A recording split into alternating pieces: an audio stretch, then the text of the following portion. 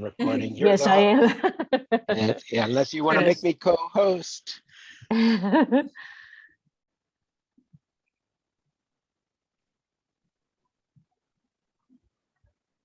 right, is it all set up? Can't Yes, I think we see that are. much. Are Okay. you okay? Well, welcome everybody. My name is Tommy Soares. I'm Assistant Director of the Purdue Institute of Inflammation, Immunology, and Infectious Disease. And I want to welcome you all again for another Purdue Lecture Hall series. Today, it is my pleasure of introducing Muriel Eaton. Muriel is a PhD candidate in Dr. Yang's lab in medicinal chemistry, and she's exploring chemical and genetic interventions for neurodevelopmental disorders. And we're really excited to hear your story and what led you to this type of research, Muriel. So without further ado, please take it away. All right. So I'm a fifth-year student, which means I'm graduating in May. If everything goes well.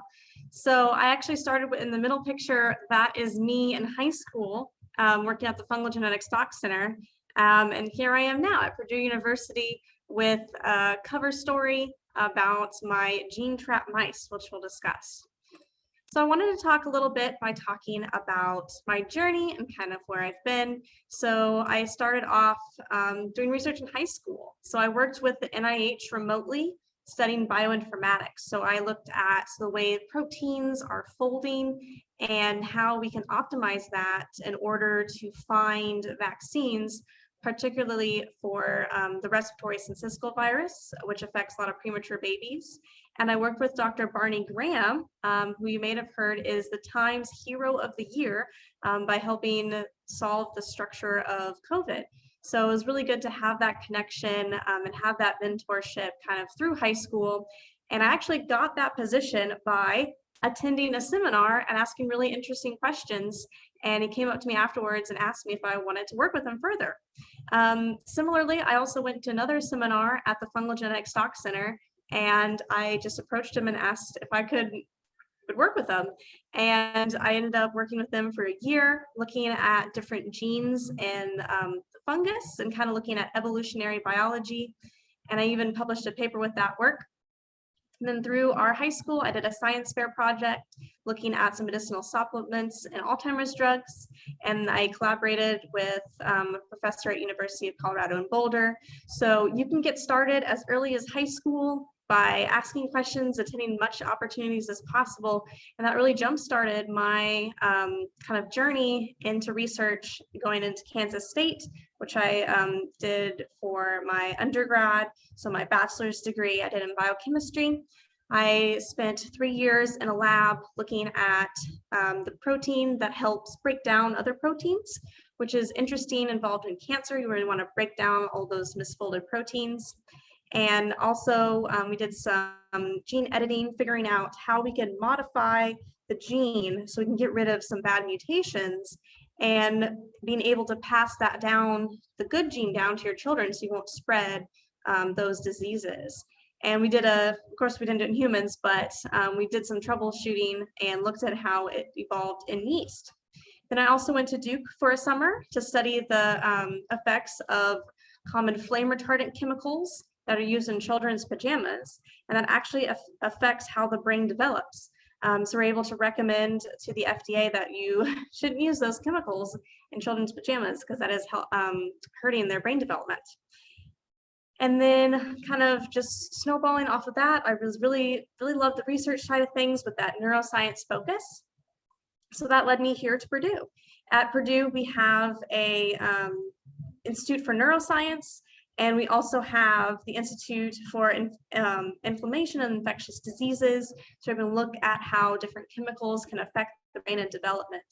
And so I wanted to look at how chemotherapy, the drugs used for cancer treatment, how that could cause the neurons to become damaged so we can help improve the quality of life of cancer survivors so they're not feeling that much pain during their chemotherapy treatment. And so we identified some potential drugs for that.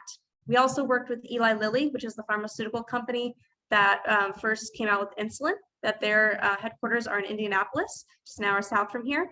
And we help them figure out that the pain that you feel when you get an injection is actually from a chemical that's in the solution and not necessarily from the needle itself, which was very interesting. And now the company is looking for other alternatives for that chemical, so that way injections will be less painful. But overall, kind of my main project here, which I'll be talking about today, is looking at neurodevelopmental disorders associated with a particular gene, and kind of how that gene can affect how the brain develops, but not only throughout development, but how it can affect later on during adulthood. And once I graduate, I'll be going to the Med Institute, which is a part of the Cook Corporation, which is another medical device company here in West Lafayette. So again, it's been a process. I have gone to different labs and explored different fields from molecular biology to genetics, but focusing in on neuroscience and neurodevelopment. So when we talk about how the brain is first forming, even when you are in the womb, and then when you're born, your brain is still forming and making those connections kind of up until you're 27 is when your brain actually fully matures and develops. But people that have genetic disorders associated with the gene SCN2A they have autism, they have epilepsy, which is uncontrollable seizures or shakes of the body, intellectual disability, schizophrenia, they hallucinate and hear things. They also have increased anxiety, they can't sleep that often, stomach aches, and they can't really have good control of their motor function. And this is very tricky because it's hard to really develop in children and kind of notice that and diagnose it. Then once they get later in adulthood, they really don't have that, we miss out on that treatment window because we really need to affect this during development in order to treat it. So we want to take a look and kind of figure out at what stage of life can we have some medicines for people with these developmental disorders, and if it can affect people in adulthood, how can we affect people that have already gone through development and already have kind of those abnormalities in their brain? How can we fix that? So looking at the gene SCN2A, so genes encode for proteins, and one of the proteins helps signal all your brain cells. So this is the major sodium channel. So what it's going to do is it's a protein and it's going to let all the sodium ions into the cell. And that's going to cause it to have more positive signaling. And so that signaling is going to go through the brain cell and spit out a bunch of neurotransmitter chemical signals. That's going to get collected by another brain cell and it's going to spread off from there. So it's going to create that difference in charges with that positive sodium, kind of the negative outside with chlorine, and that's going to trigger that communication signals. But if you don't have a functional protein, then you're not going to be able to send and receive those signals. And if you send too many signals all at once, that's going to cause some seizures. And if you don't send enough signals, that's going to cause more of slower intellectual disability. So in order to study this, we can't really go to humans. So that's why we use mice, because we want to study their behavior if they have low levels of our protein.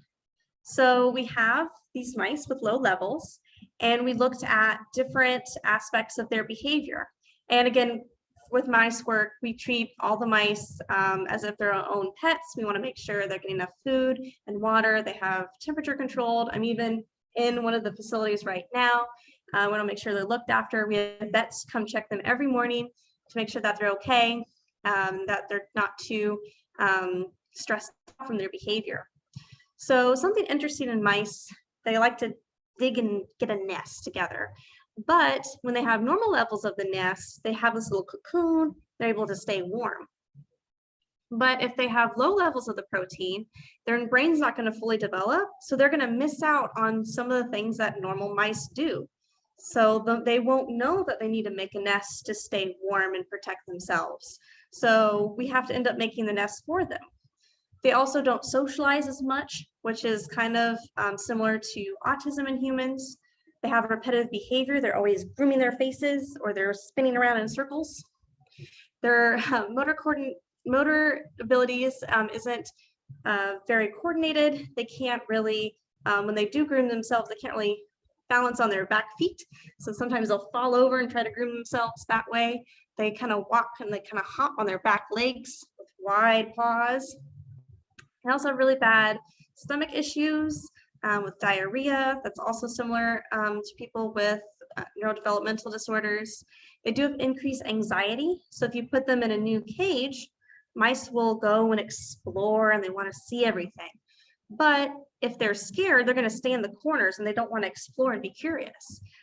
So this kind of means that they're scared, they're a little bit stressed out than normal mice. They're also smaller than average. Even though they eat the same thing, they're not going to be able to take in those nutrients and fully develop physically. They also have different sensitivities, hot and cold. They don't sleep very much during normal mice sleep. So mice are nocturnal, so they're going to sleep during the day and they're awake at night. But the mice with the low levels of the protein, they are going to be awake a lot more often, and they're not going to be able to fall asleep that fast. So they'll try to fall asleep and they'll wake up, they'll get a drink of water, they'll come back and try to sleep. So that's also a problem with humans too. When they have abnormal development, the brain doesn't really get those signals that, hey, you're supposed to be asleep right now and stay asleep. They also have poor learning and memory, which is associated with intellectual disability. So now we have these mice that were able to study and test different drugs. So that way we can go on to clinical trials in humans.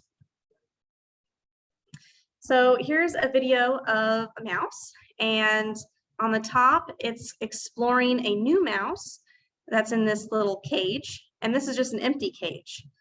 So a normal mouse will go through and kind of explore, but mostly spend more time with the mouse because it wants to interact and it's more social. But the mice with the low levels of our protein, they're going to hang out more on the empty side. They will go talk to the mouse, but have much lower social time. So this is kind of indicating to us that they're going to have autism-like behavior. And normally this will be fine, but if you're in the clinic and you're sick, you're going to have a hard time communicating with the nurses if you have a stomach ache or a sensory issue. If you're scared and don't want to talk to people, then that's going to affect how you get treatment. So we wanted to see if there's a way and kind of why we have this effect in the mice.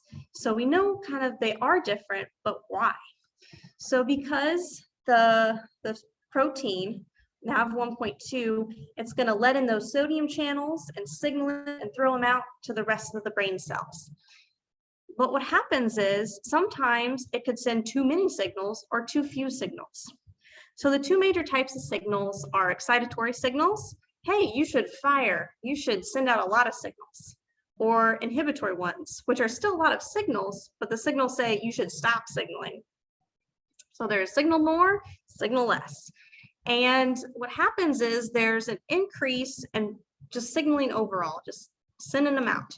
But the ratio between the excitatory and the inhibitory signaling is imbalanced. So that's going to cause the seizures and the shaking because your brain is getting all these signals and it doesn't know, do I need to go? Do I need to stop? What's going on? And that's going to also lead to intellectual disability because you can't really focus. You're getting so many signaling on different things, but your brain cells, they can't handle all that. They're stressed out and they're tired and they're just getting so many signals. And that's why people can't sleep. If you have this disorder, is there's just so much going on in your brain. So what we want to try to figure out, is there a way to tip that scale kind of back so that there's a balance of your excitatory and inhibitory firing? So this is another picture. So all the spikes, that is what you see in voltage. So going back to kind of electricity unit, when we think of a positive and negative signals, that's like a magnet. And so that's going to create a charge and a current. And we can measure that in a cell. And so when we measure all that voltage, that's a change in the current. So it's letting that sodium in and out and in and out and in and out. So that's what those spikes are. We're able to see an increase in those spikes on that graph, kind of backing up that we have this increased signaling that's causing this abnormal behavior in the mice because of the abnormal sodium channel. So we wanted to look at something to help out these mice. And we chose these two drugs, which are going to help out with the inhibitory signaling. So they're going to say, hey, you should signal more. You know, you've been signaling a lot, but instead of signaling to set things for more signaling, so those excitatory signals, what if we change those signals to more inhibitory signals? So you're still going to be signaling a lot, but hopefully, because there's overall more inhibitory signals, that's going to tip that scale back to a little bit more even. So we picked two drugs. So one is currently being used, the clonazepam. This is an FDA drug that's used to treat anxiety. And we wanted to see if that would affect the sociability in the mice, because we want to be able for those mice to have more social interactions, which is an indicator for us that they're functioning as mice. They're curious and they're having that innate basic mouse behavior. So we do see an increase. So the low mice are the red ones. So with the vehicles, we inject them just with a saline, so no drugs. And we have a lot of the mice not interacting, not social. And then once we have the drug, we increase the sociability of the mice. So now we can see that, yes, they're more social, and the black line, that's the normal mice with a full functional sodium channel. And that way we're able to increase the sociability, and that way the mice is kind of an indicator that the mice are developing better. We also tested one that's actually in clinical trials right now for depression, and we also see an increase in social, but interestingly, we see a big kind of range. We call that variability in science. So it may help some, and it may not do much to others. So that's why we're kind of picking towards more of the clonazepam drug going forward, because it's a little bit more clustered up at the top with that social rescue. And this way, we're able to test it out in mice, making sure that the mice are healthy. We looked at some other behavior to make sure that they're moving okay, they're eating and drinking, and otherwise fine, they're not having any seizures. So that way we can move forward into human trials and try to repurpose this anxiety medication for people that are developing their brains abnormally with low levels of the sodium channel protein. So overall, what I have done in the past 5 years is I have developed these mice. So we started off with regular mice, and genetically, we found the ones that had low levels of the protein in order to model the neurodevelopmental disorders we see in humans caused by the same equivalent gene. And then we found out, looking at the firing of the brain, that that's where that imbalance is with the excitatory inhibitory firing. So this led to an increase in overall firing, which led to seizures, which we don't want. So we found a drug that was able to help out the seizures, but also increase the sociability of mice. So in helping out with the autism kind of behavior side of things too. So hopefully going forward, again, we plan to use these drugs in clinical trials to help out people with neurodevelopmental disorders that are having that issue with the excitatory inhibitory firing balance. Okay, how was that? So that is, graduate level research that I've been doing for the past 5 years. So you can contribute to this work.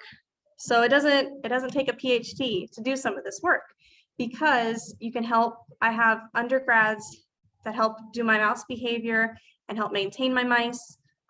So I use one of the mouse mazes. So they help put the mice in the maze, help make sure the recording's tracking the mouse okay, help me analyze all the data afterwards. We also have cells. So we look at human cells in the dish. We want to make sure those are getting fed. We have undergrads that help out with that. Ones that help look at the molecular biology. So we want to look at the gene expression. We want to look at how the protein is functioning. And again, we have a ton of chemicals that we need to help making drug solutions, the solutions to help grow the cells. So a lot of chemistry going on, data analysis, and also writing, because we need to ask for money and kind of grants, and also writing papers and publishing our work. So we have a lot of undergrads that help out on the writing side of things. And then we want to share our research. So then we have undergrads that present here at Purdue. We also went to an international conference with 5 of our undergrads, and they're able to present their work at an international scale to the whole neuroscience community. So overall, that is my research and my journey. And so I just wanted to talk to you guys and see how you guys feel. Do you feel comfortable doing research? Do you want to be able to start doing these kind of fun experiments? Again, this is over the course of 5 years, but your degree, if you choose to go to college, is going to be 4 years, and you can do this in addition to class, as long as you work out with kind of your mentor, and you can have a project and help the community and help patients just as an undergrad. So let me. That's awesome. That's really cool, Muriel. the Thank you chat. so much for that presentation. And you can leave your slides, some of your slides up. I was curious, you know, you talked a little bit about the bioinformatics part of looking and hunting down genes with bioinformatics.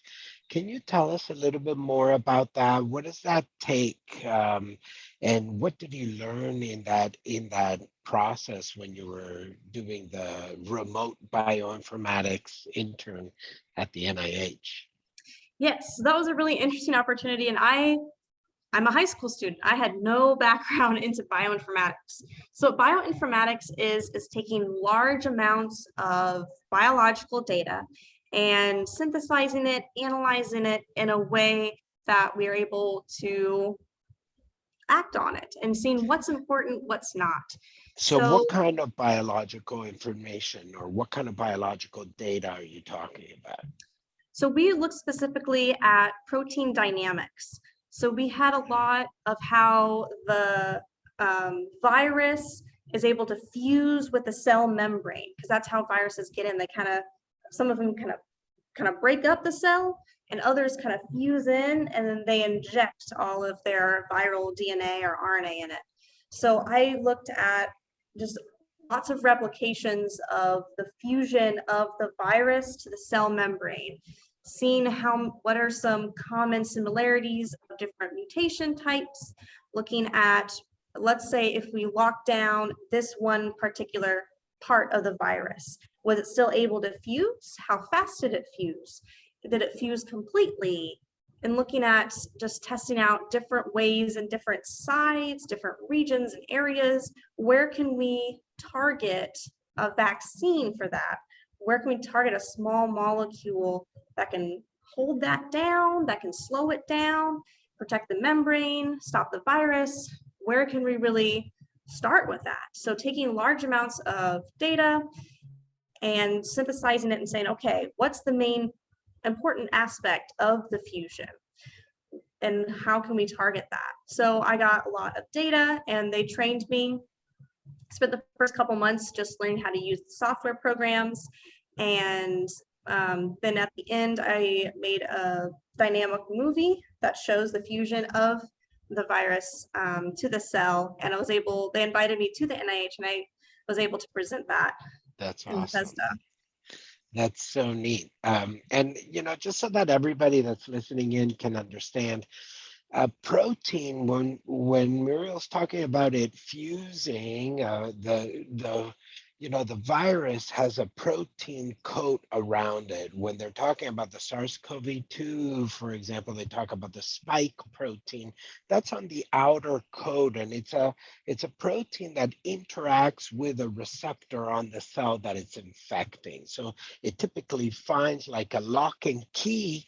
It finds the lock that it fits into, and that starts the whole process by which a virus starts to inject or come into the cell and start the infection process. That's so neat. And so, the bioinformatics, when you talk about data analysis, so it's computational science, right? It's a lot of software modeling how the docking of the protein is happening onto the cell surface and the actual receptor protein. And so there's a lot of biophysical analysis there as well that you're taking into account. And there's some really neat techniques for biophysical analysis, like surface plasmon resonance and like ultracentrifugation and all kinds of really neat techniques. So because you were remote, did they just send you the data and you had to analyze the data and piece it together with the software? How did that work, Muriel? Because I know that it's pretty intense, and you kind of have to know a lot about what's happening at the experimental level in the lab so that you know how to interpret the results. Yes, and that was kind of difficult of being remote because I was in Kansas and the NIH is in Maryland. So they explained to me the experiment, so I was up to date of kind of what's going on, and even looking at the data too, was able to kind of troubleshoot and kind of reason out that, maybe some of the methods aren't optimally getting the interactions together. And so I was unable to do any of the actual experiments. But on my side of things, I was still able to, I understood the experiments, kind of what was going on, and using that information to drive my analyses and also my interpretation of the data. I see. So cool. I don't want to hog the microphone here. If anybody else has a question, please jump in and feel free to unmute yourself and ask a question. I have a question about asking questions. Muriel, you said that the reason why Barney Graham picked you to want to work in his lab was because you asked questions. Can you tell us what kind of questions you asked? What piqued his interest in you as a potential? I mean, he didn't know you from anybody else in the audience. Why? What were these questions that were so intriguing to him that it made him say, I want to keep this person in my lab, or at least helping me out with some of these problems? So he was in Kansas City visiting family or something. He decided to give a lecture.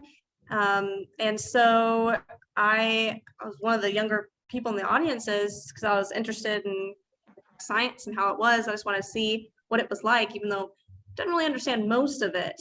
But what I could pick up on, and something that I just didn't understand logically, was when he was talking about when he solved the structure for the virus, another virus, he had the structure with the antibody in it.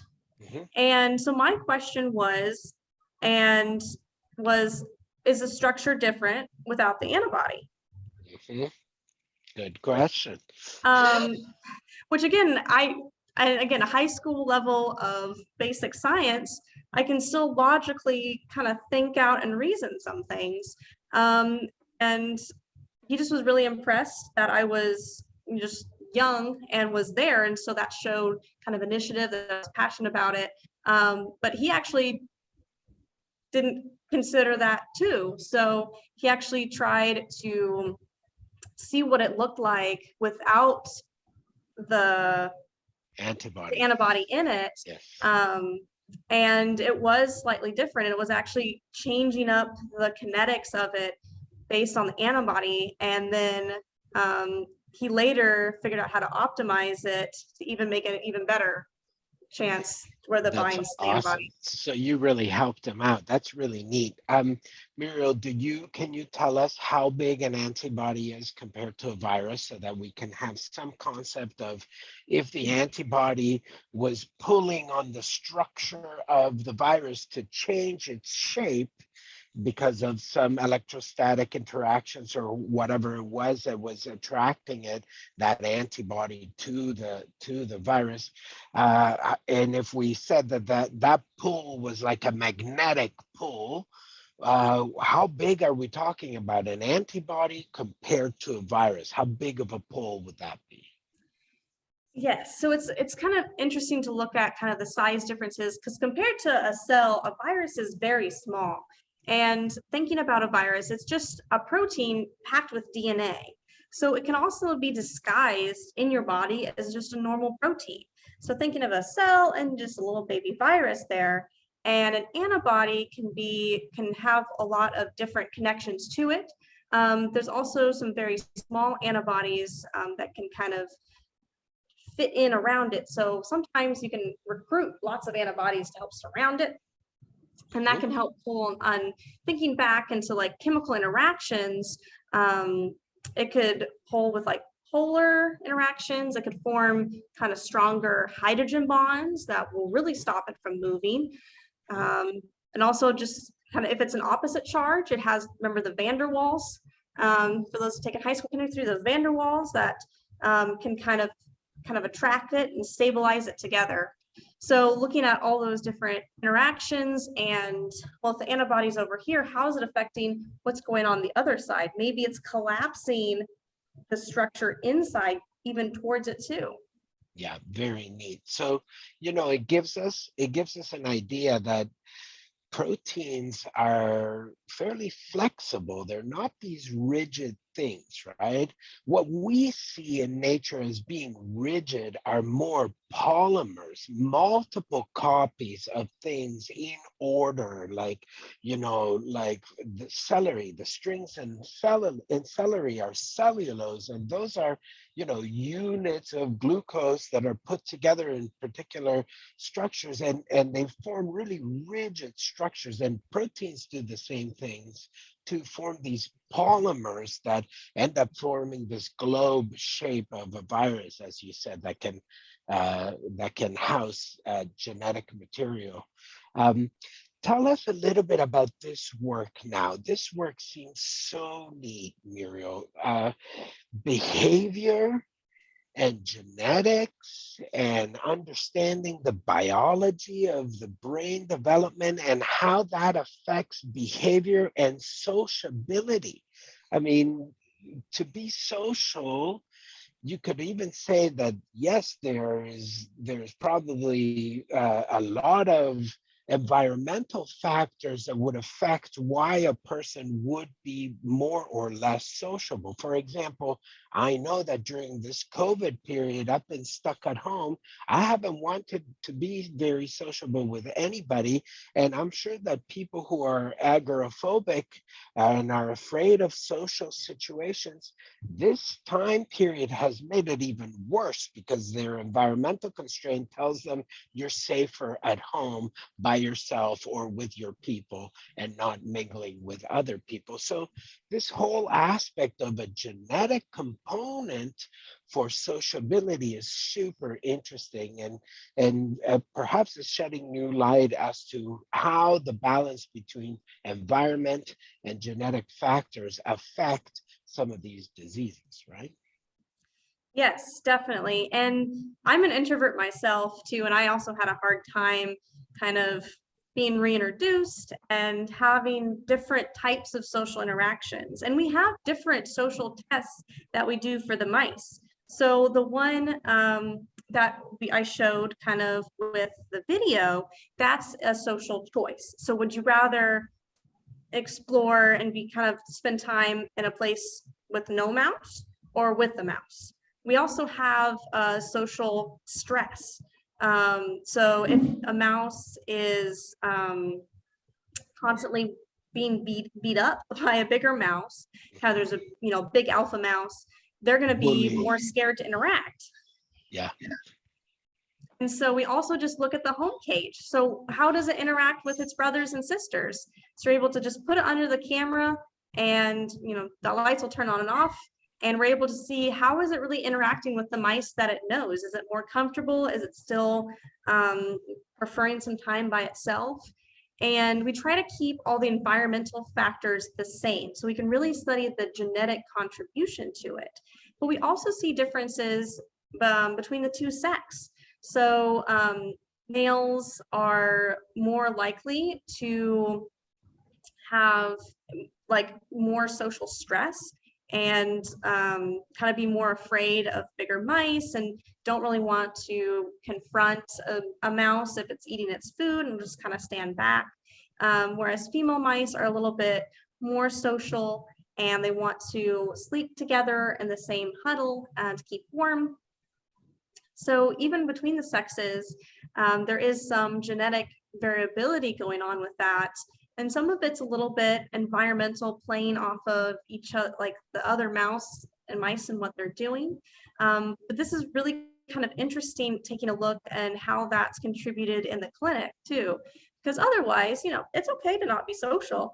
I'm a scientist, I'm doing fine. But it's another thing to be socially anxious because we don't want that feeling of being scared. Because I have a friend that she doesn't really like new people. And when she goes to the hospital or something, she has a hard time kind of working up the courage to communicate like, hey, my arms hurt. I have a stomach ache.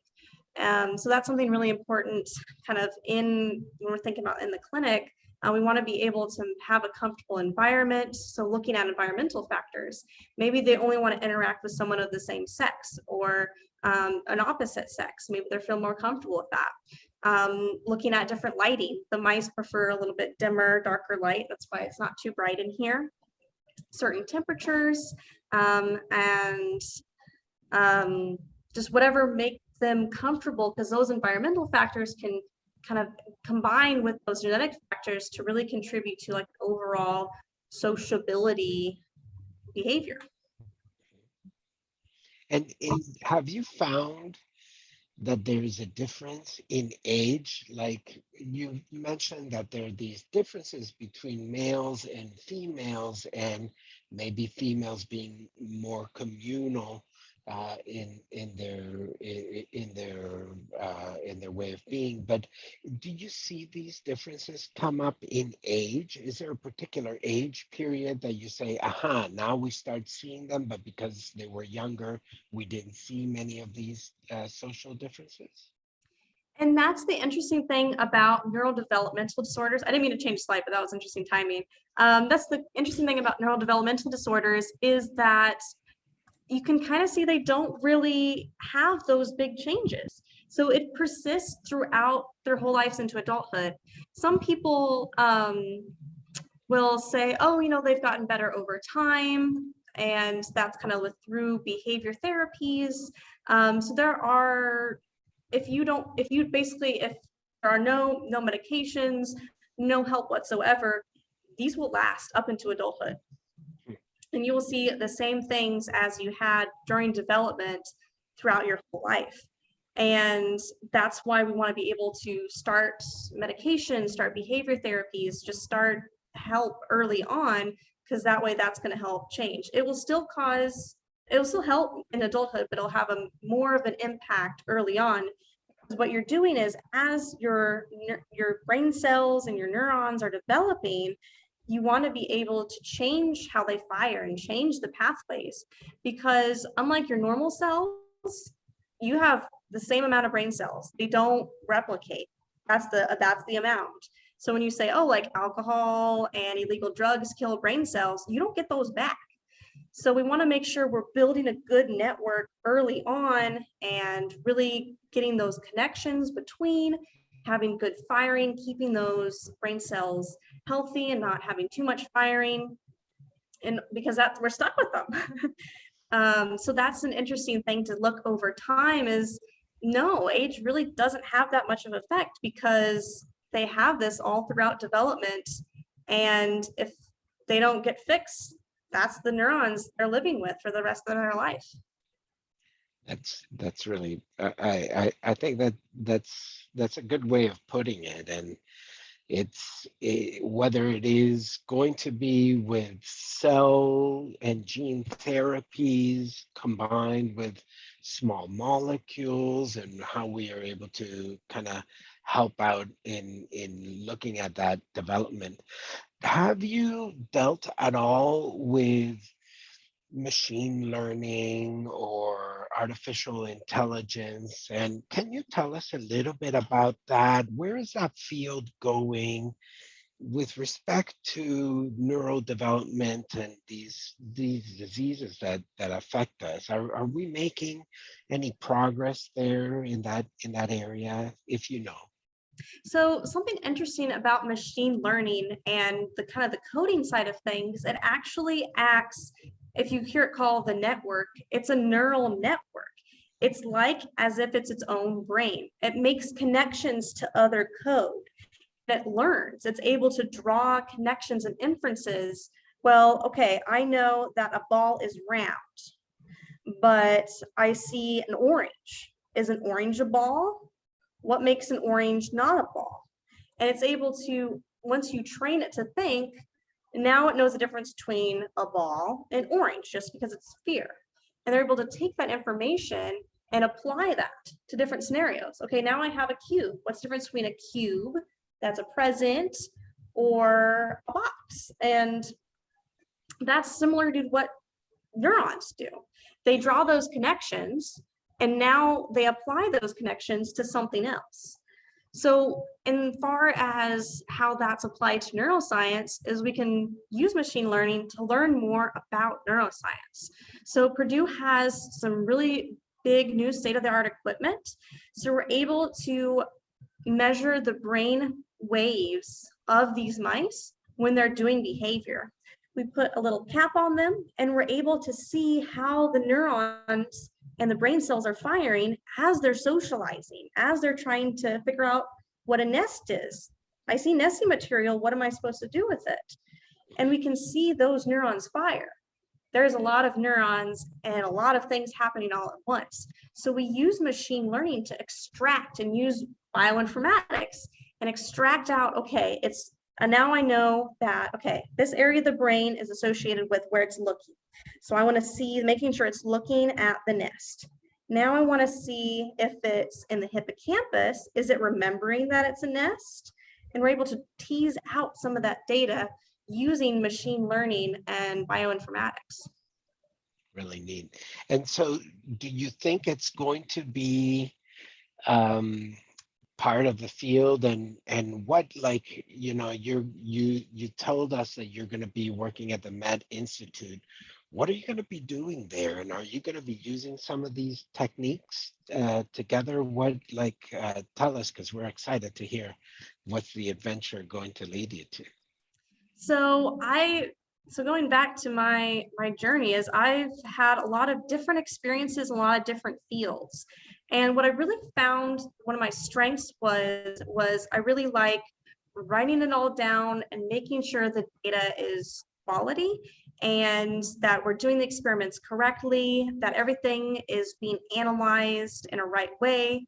I don't know if they have statistics in high school, but we have to make sure we analyze the data in a way that's similar throughout, that takes into consideration variability and the different environmental factors, and how can we analyze that in a way that we're considering all of that, but still only looking at the things that we are trying to test. And so at the Med Institute, we are developing devices. So they were the first ones to come out with an FDA-approved heart stent. So what I'm going to be doing is I'm going to be doing a lot of bioinformatics and synthesizing a lot of data. And so I'm going to get in all the clinical trials of a new medical device. And then I'll make sure that the science is done correctly and that the data is analyzed properly. And then I will be the one to write it all up and tell the FDA, yes, you should approve this device because of it benefits this and it's safe and here's the data. So I'm going to be taking basically all the work that other people have done and giving it back so that other people can use it. That's so neat. I think you're really going to enjoy that. It's probably going to be a huge learning process too, because FDA and the regulatory process to get certain devices approved, as you know, is a big ordeal. And for a company, they've been investing for so many years, so many dollars in these technologies that they're developing.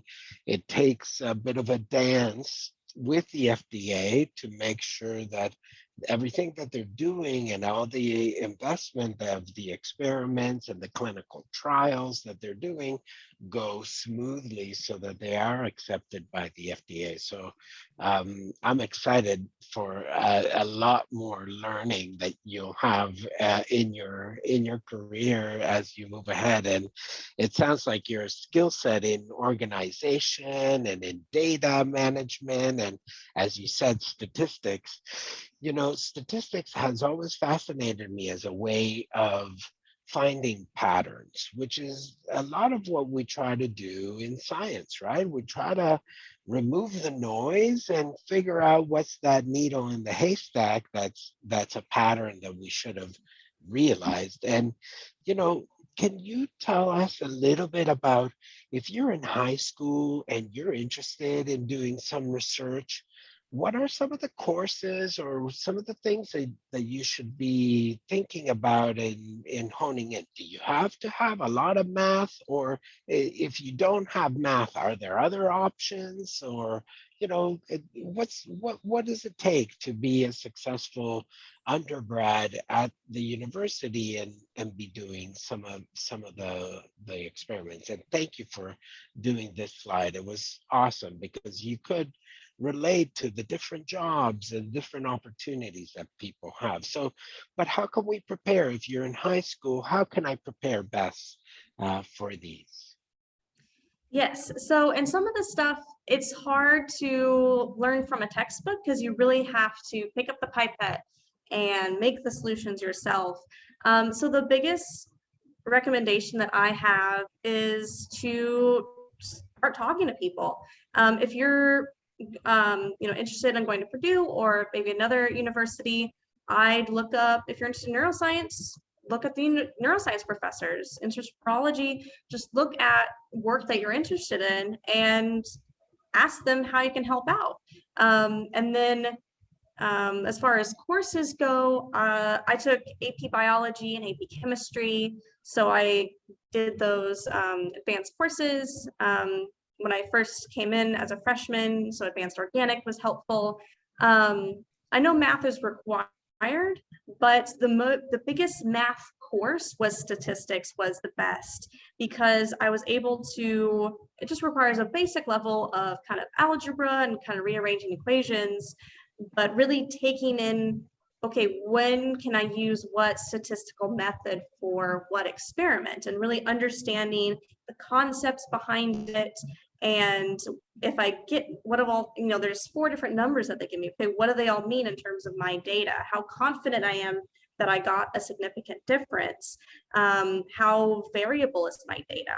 Right. So statistics is probably my biggest recommendation for courses, but also looking at writing. There's a lot of writing involved with science, and a lot of, especially if you want to go to grad school, a lot of undergrads always say that they wish they took more writing courses, being able to get people to fund your projects, but then publishing your project and getting the word out and presenting about it. So statistics and writing and contacting people and asking about that, because that shows initiatives, shows that you're excited, and ask questions and think critically about their work. Oh, I see that you study the fusion of the virus. I think that's really interesting. How could that be affected by maybe people with mucus disorders that really don't have those type of membrane barriers or have that cytoskeleton? How do the viruses able to get through?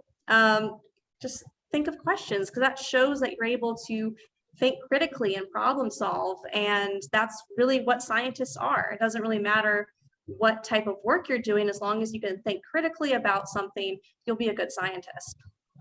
That's awesome. And I wanna, you know, just reiterate and reinforce that it just takes a little bit of courage. Don't feel like you get into a lab and this is it. This is what I'm doing for the rest of my life.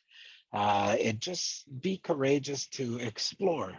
Life is an adventure. The life in science is a huge adventure, and many of us, are curious about nature, whether it is animals or humans or plants or the oceans or whatever it might be. And that curiosity is what science allows us to develop. And I think